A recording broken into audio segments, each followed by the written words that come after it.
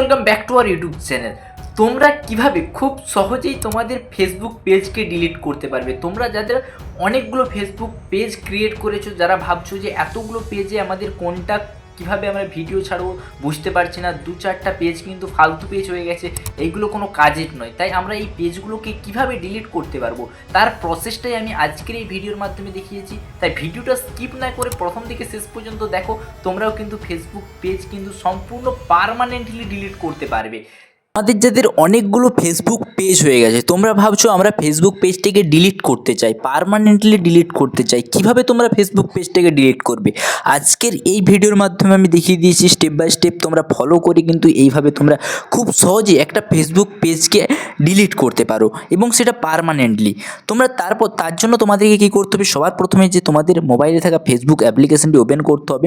সেটা ওপেন করার পরে তোমাদের যেই পেজটা তোমরা ডিলিট করতে চাও সেই পেজটাকে তোমাদের কিন্তু লগ ইন করে নিতে হবে। ধরো আমি এই পেজটাকে ডিলিট করতে চাই, KGP1 বলে একটা পেজ আছে আমার, এই পেজটাকে আমরা ডিলিট করতে চাই পার্মানেন্টলি। তাই আমরা এইখানে ক্লিক করলাম।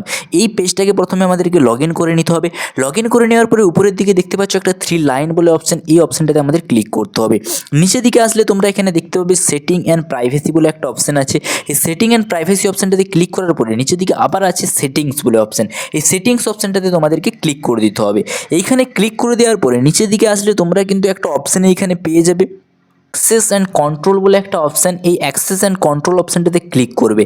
এইখানে ক্লিক করে নেওয়ার পরে তোমাদের কিন্তু পেজটা ওপেন হয়ে গেছে, ডিঅ্যাক্টিভিং অর ডিলিটিং ফেসবুক পেজ। তোমরা পেজটাকে ডিঅ্যাক্টিভ করতে চাইছো না পুরো পার্মানেন্টলি ডিলিট করতে চাইছো, সেই দুটো কিন্তু তোমাদের কাছে অপশান চলে এসেছে। আমি যেহেতু এখানে পার্মানেন্ট ডিলিট করতে চাইছি, তাই আমাদের এখানে ডিলিট পেজ অপশানটাতে ক্লিক করলাম। এইখানে ক্লিক করার পরে কন্টিনিউ বলে যে অপশানটা আছে, এই অপশানটাতে আমরা ক্লিক করে দেবো এবং তোমাদেরকে এখানে আরেকটা পেজ ওপেন হয়ে যাবে যে before you delete we may be able to help. তোমরা এখানে এটাকে কী কারণের জন্য ডিলিট করতে চাইছো সেটা কিন্তু এখানে তোমাদেরকে ফিডব্যাক দিতে হবে।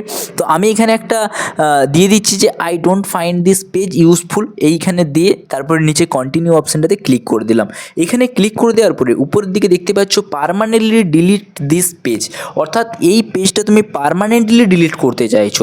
তার আগে আমি তোমাদেরকে একটা কথা বলে রাখি, এই পেজটা ডিলিট করা 30 দিনের মধ্যে তুমি যদি এই পেজটা লগ ইন করে নাও তাহলে কিন্তু এই পেজটা তোমার আবার লগ ইন হয়ে যাবে। কিন্তু যদি 30 দিন পর্যন্ত যদি এই পেজটা তুমি লগ ইন না করো তাহলে কিন্তু এটা পার্মানেন্টলি তোমার ডিলিট হয়ে যাবে।